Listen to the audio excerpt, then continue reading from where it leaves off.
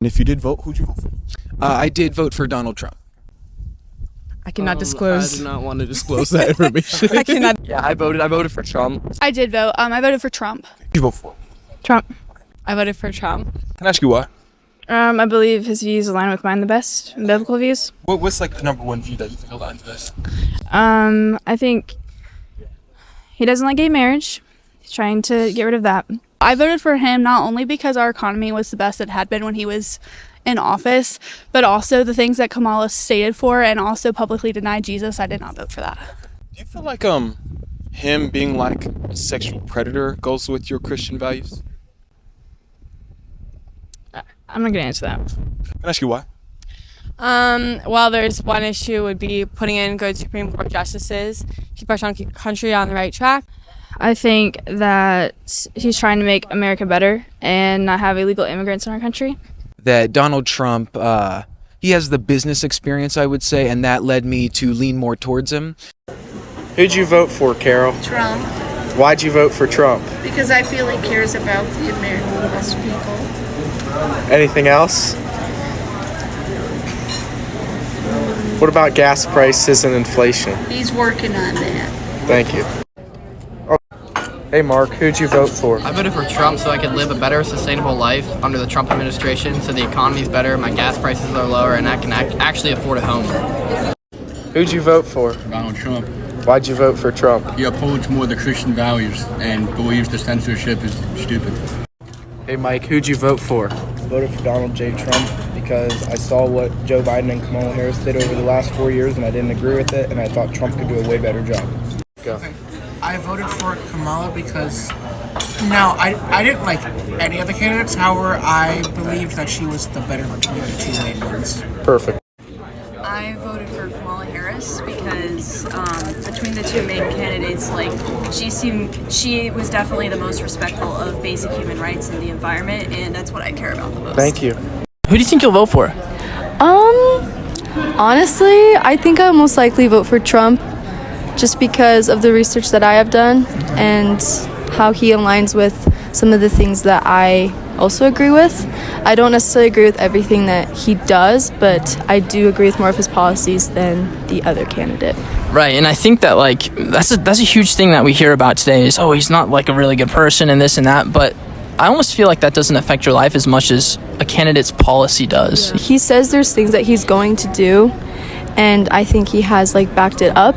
But just some of the things that Kamala stands for, I don't necessarily agree with. And telling us a little bit about what some of those policies might be, just off the top of your head, like what things you don't agree with that Kamala does. I don't really know what Kamala has done, to be honest, but some of the things that Trump has done, like that he plans to do, kind of protecting like the borders. There's been like a lot of cases of illegal immigrants and stuff. I think it's important to, protect the country and protect the citizens within the country. I know you told me you voted for President Trump. What were you hoping that he would do? I was hoping he would did something that made sense regarding the economy, made some kind of progress in bettering, the benefits of being a veteran. But I mean, it just seemed like he actually cared about doing what was best for the country, but now it just feels like all about me, Donald Trump, not, the guy out there working in the trenches trying to make ends meet, trying to pay a mortgage, trying to pay the bills. It goes against everything I expected when, I voted for him. So you're not satisfied with what you said? No. And it doesn't even have to do with anything about me getting fired. I mean, if I had gotten fired as part of the, government, cutting government spending, I would have been fine with that. I can accept that. But he's not delivering on anything he said he was going to do. So what's your real game plan? It doesn't make sense to me. There are some things that he promised to do that he has put in place. I mean, there are executive orders that he's done, that he said that he was going to do. You don't feel like he's lived up to those promises? I mean, where are the results? I mean, seriously, prices are still going up. We're now in the middle of a tariff war with a bunch of countries that used to be our steadfast allies. I mean, how do you make an enemy of Canada? You know, they're right next to us, and they've been one of our premier allies and commerce partners for, I mean, seriously, like what, centuries now? And he did say that he was going to put tariffs in place. Did you just not think that they would be implemented in this particular way? I didn't think they were going to be put in play in a juvenile way. I mean, where was the attempt to actually talk to the heads of these other countries like, hey, you know, I feel you have unfair tariffs against our products. I'd like to talk about it first. And if we can't work out some kind of resolution, then I feel to protect our people, we need to implement this kind of tariff. There was no attempt at even talking to the other countries. People can't afford to live, people can't afford gas, people can't afford food, people can't afford rent. The cost of living has gone up within these past 4 years, and I think that everyone here has been a victim of that. In the future, I want to be able to own a home. And when he was president, the prices were a lot lower, especially for home buyers. And that is a huge issue for me. I want to be able to own my own home. I want to be able to start a family at an affordable cost. I like the no tax on tips and no tax on overtime. I'm a big fan of lowering taxes personally, and in high school I worked jobs that I earned money through tips, so that would have been able to help me save a lot more for college. And I think that would have helped me out a lot more in the long run. I'm a big Christian, and I feel like that's the most important thing. And if the country is led towards righteousness and goodness, then we're going to be in a good place. And if it's not, which I believe that Kamala Harris would bring us all the way down and sink us and make us corrupt, we're not going to be able to get out of it. I think it's just a matter of time before more of these kids become Trumpers. Donald Trump didn't win the majority of young people in Iowa, but they are here at his rally in New Hampshire to see him. He doesn't lie to us. He's not a polished politician, which I think is a benefit because he's not going to try and hide and lie. I think what he's done with the country while he was in office was fantastic. Everything seemed to be running smoother. Prices for everything were much cheaper and affordable for everybody, so that kind of kept me with him. His positions on the economy, his positions on foreign policy, on trade, he is very pro-American. He's pro-me, pro the aspirations that I have for the future. I am definitely for Trump. I have been to Haley events. I tried to go to a Ron event. Forgive me, I couldn't put up with it. It was too boring. A huge theme beyond policy or even Donald Trump himself, the sense of community that people feel from being a part of the MAGA movement and coming to rallies like this one. Most Trump supporters in the MAGA movement, they're really nice guys. They're very smart people. Like this guy over here, I just meet him in line randomly, and he's talking about some like proper intelligent stuff. And it's amazing when you talk to these people in line. I've been talking with a ton of people in line today. Everyone's having a great time. So that's definitely a big. Hi guys, my name is Prince Iche. You're welcome back to the channel. Meet the MAGA Gen Z young passionate and about to be saddened with a lifetime of debt. They wanted cheap living but got a masterclass in FAFO politics instead. From promises of affordable homes to the reality of crippling student loans and skyrocketing rents, these young voters are facing a harsh reality. Their loyalty to Trump's slogan came at steep price, fewer opportunities, heavier financial burdens, and a cost of living crisis that only gets worse. Student loan debt, $1.7 trillion, rent increase 30% since 2020. Welcome to the MAGA Gen Z financial reality. So guys, let's get into the videos. We won with poorly educated. I love the poorly educated. In a few moments, I will sign an executive order to begin eliminating the Federal Department of Education once and for all. Smart people don't like me, you know, and they don't like what we talk about.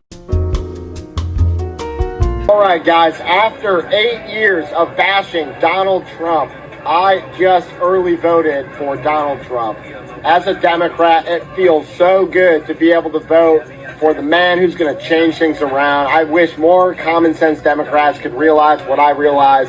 He's not that bad. Let's get him in. Let's get cheap gas. Let's get no wars. Let's get inflation back to normal. We're gonna do it, baby. Let's go. I supported Trump because he wants to close the border. So many people, they get killed from illegal people that come into this country. With the closing border, we are more safe. The economy is horrible right now.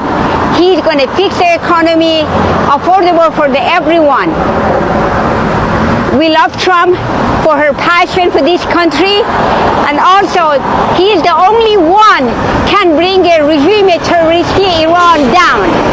Trump, Trump, Trump.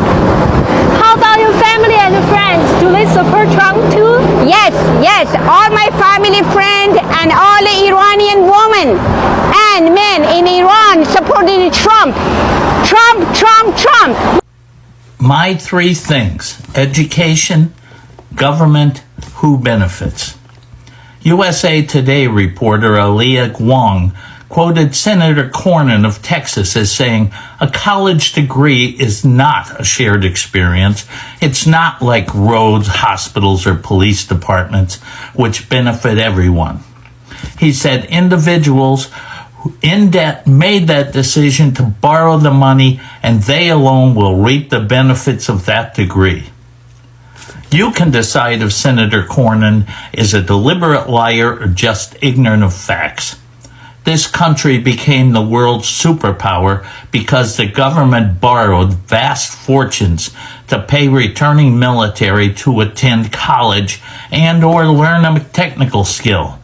History shows that without government assistance, most of those GIs would have been uneducated and on welfare.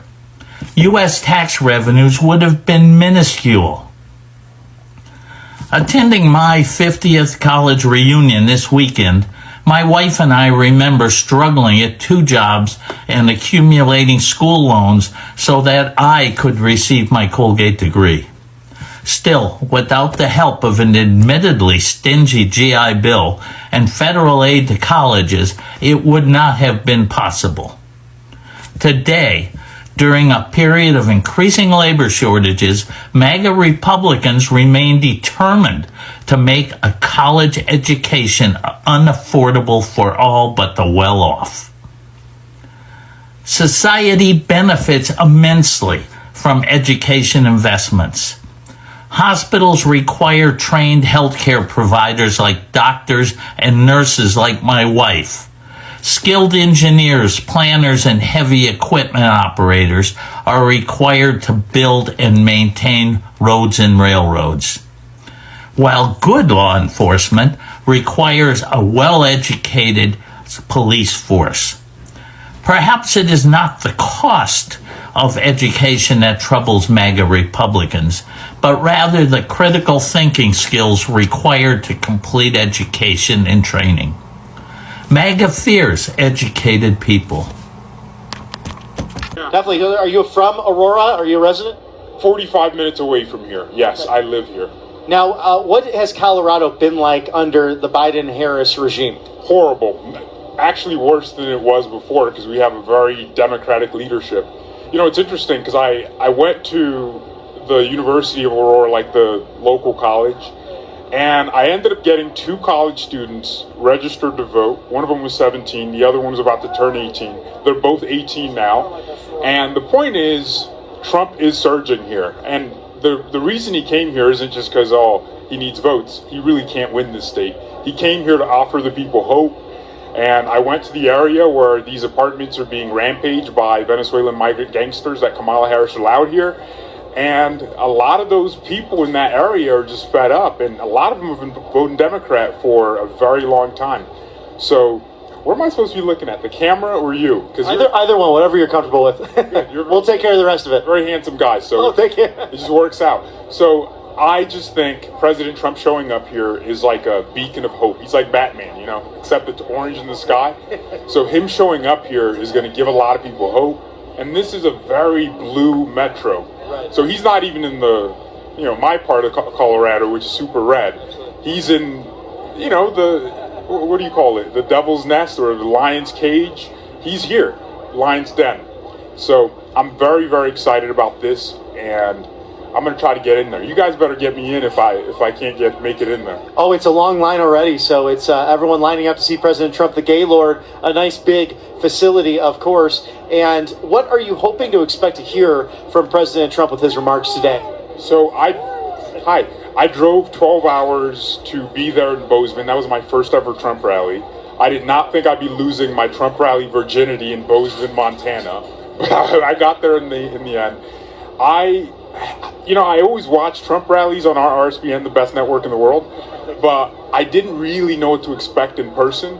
So when I was there sitting down and that man just lit up the room, you could tell he wasn't like a politician speaking. He was speaking to people like people, right? He was treating them like normal, and he spoke their minds. And I never thought I'd do this. I never thought I'd get up screaming Trump, Trump, Trump. But when I heard him speak, I had to do it.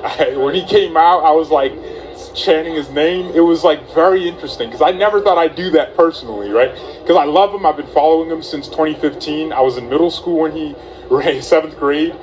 I didn't think I'd be chanting his name like that, but here we are. So, and George, how does that affect your social circle of peers, that you are a young supporter of President Trump and the MAGA movement? Has there been some sort of backlash because of that? So I'm going to be honest. What's your name? Bobby. Bobby. At first, let's say 2016 to 2020, even the second time you ran, I had a lot of friends that weren't really on board with it. But now everything is so bad, they understand why. And I think the narratives have kind of just fallen off, right? They're done now. They can't call him a racist. They can't call him a homophobe or a misogynist. They can't even call him a Nazi. Remember when they were comparing him to Hitler? This guy loves Israel a lot, and he's showing his love there every single chance he gets. So how are you going to call him and compare him to Adolf Hitler? So all the narratives are done now, and it's not even one of those things where I have a few friends that, no, actually I think everyone's pretty radical now, especially with the damage they've done in the last few years. No question. George, thank you for being here. Enjoy the day, and have some fun with friends. Absolutely. The more elite the university and advanced that a graduate is, the dumber they are. The less likely I am to trust them. If you went to the Ivy League, prove to me that you have any common sense. I'm sorry, what were you saying about the more elite your school was, the dumber you are? Are we going to continue to allow conservative politicians, journalists, and Secretary of Defense appointees, all with Ivy League degrees, go on mainstream media night after night trying to convince us that getting a college degree isn't worth it, that getting an education isn't worth it anymore? They're trying to convince you that it's not important for your child to receive an education, and they're most certainly making sure that their kid is going to school and getting into an Ivy League college. Do you think that the 1% gives a damn about how much money their kid is going to make after they get the college degree that they earn? They're playing the long game. They're playing the power grab game and convincing us that we just need to settle for our $25 an hour and shut up. They know that anti-intellectualism is a fast track to fascism, and some of y'all are still trying to figure that part out. Do you think they're doing your child a favor by taking all of the funding and focus away from academia and public schools and putting it all towards the trades instead? Training your child to work a manual labor job for a corporation? You think they're doing your kid a favor by doing that? Do you think they're putting their kid through trade school? I'm not saying that there aren't some kids that are better off in the trades or would be happier in the trades, but you know damn well everybody in a position of power in this country has never one single day slung a hammer, never one day put on a pair of work boots, never once got their hands dirty, and they're convincing you that the only option for your child now is that. Why would they be spending so much time on Fox News talking about how the highly educated are the dumbest people in this country when they're all sitting around there with multiple degrees from Harvard and Yale and Princeton? Why would an Ivy League educated Fox News host, now turned appointee to Secretary of Defense, be trying to convince you on national television that the more educated somebody is, the dumber they are? Why would they be trying to allude to you that these people in question are not voting for Donald Trump? Why would they be trying to convince you that the only people that have common sense are the ones who vote for Donald Trump and therefore are not the highly educated folks in this country that he's so worried about? Why would they be trying to convince you of that while simultaneously telling you that the only critical thinking skills that you need are the ones that you need to believe only what comes out of Donald Trump's mouth, and the only mainstream media that you need to believe is what comes from Fox News? Why would they be trying to convince you of that? It's almost like they're trying to convince you that they got where they got in life out of sheer talent and natural born ability, and that you can do the same thing too. It's almost like they're trying to convince you that you are one of them. You don't need anything but your patriotism and your love of Donald Trump to go far in life, to be immune from all of the horrors that are about to come after January. I want to think you're some kind of progressive because you've transcended beyond the idea of a college education, and you're not going to convince your child that the best thing that they can do is go to college. That's fine, but just understand that you are not coming up with that on your own. You have been fed a healthy diet of propaganda courtesy of the right-wing media. You feel the same way about higher ed as Republicans do. Sorry, hard pill to swallow, but that is true. I think these real educated elites, the real educated elites, understand that knowledge is power isn't just some pleasant platitude that means nothing. They understand what that actually means. Pete Hegseth doesn't lack intelligence and common sense because he went to an Ivy League school. He lacks intelligence and common sense because he spent so much time licking Donald Trump's boot and feeding off of every word he has to say that he has let those skills atrophy. Instead of investing in their own futures, many double down on a rhetoric that painted higher education as brainwashing and ignored policies that could have helped them. This isn't about Schadenfreude. It's about understanding how blind loyalty and ignoring facts can trap a generation in regrets. Vote in your self-interest or face the consequences. If you're new here, you're welcome to the community where we break down MAGA FAFO moments with facts, humor, and reflections. Hit that like button, subscribe and comment for more explosive content. Share your stories and let's break down the cycle.